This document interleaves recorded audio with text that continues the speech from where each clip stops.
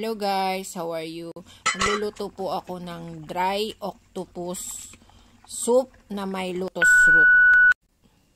So ito na po yung dry octopus ko. Isang piraso lang po ang ginamit ko. Hinugasan ko po siya at hinati. Kumbaga parang dinivide-divide ko na siya dahil sobrang laki po. So depende po kung ilang tao ang iinom ng inyong soup, pwede pong 2 piraso. Dati po 2 piraso yung ginamit ko, pero ngayon po konti lang po ang iinom ng soup. So 1 piraso lang po ngayon. Then ayan po yung lotus root. Meron po niyan yung maliliit ang size. Pag po yung maliliit, 3 piraso po yung binibili ko. Pero nakakita po ako ng malaking ganyan. So yan na po yung kinuha ko. Yun nga po, kung mas maraming iinom ng soup nyo, dagdagan nyo na lang po. Yan po, binalatan ko po yan. Meron po niyang, ang tinitinda po ay yung may mga putik. So, ang kinuha ko po yung walang putik. Yan, nahirapan pa ako dyan dahil nakakarb yung style nung lotus root. Pagkabalat ko po, hinati ko po siya pabilog.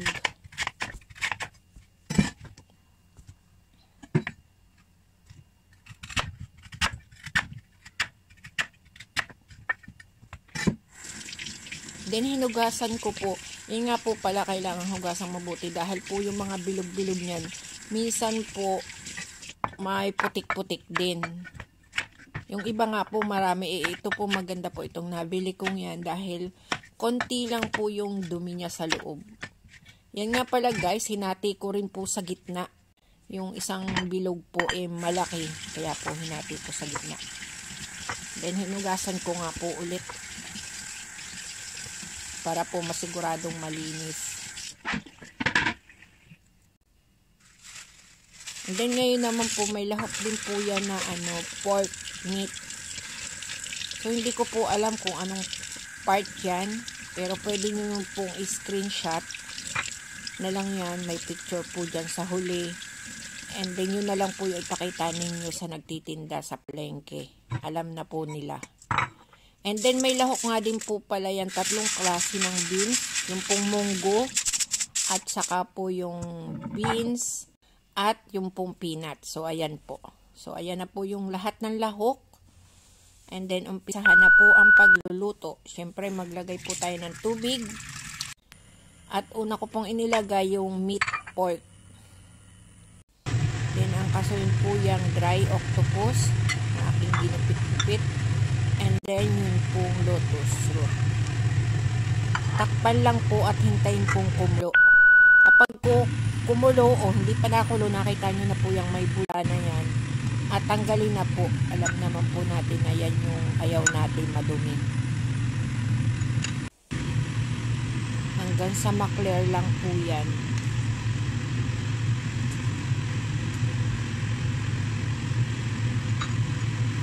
Then, saka po ilagay natin yung 3 klase ng beans.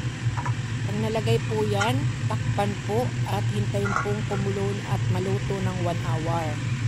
1 hour After later. 1 hour po, ayan na po. Haluin lang po ulit. Kung gusto mo pong mas malapot yan, iran mo po ulit ng another 15 or 30 minutes po. Kung gusto mo pong mas malapot. 1 eternity later. So, ayan nga guys, iniran ko pa po siya ng 15 minutes para lang po lumapot po yung sabaw. And dyan po, titikman ko po kung okay na. Hindi na, para po sa akin yung niluto ko po, hindi na po kailangan lagyan ng asin. Okay na po siya. So, depende po sa panlasa ninyo kung ano pong gusto ninyo. Pero tikman nyo po bago po lagyan ng asin. Dahil yung dry octopus po, maalat po yun. Yun lang guys, maraming salamat. Bye-bye. Thank you so much.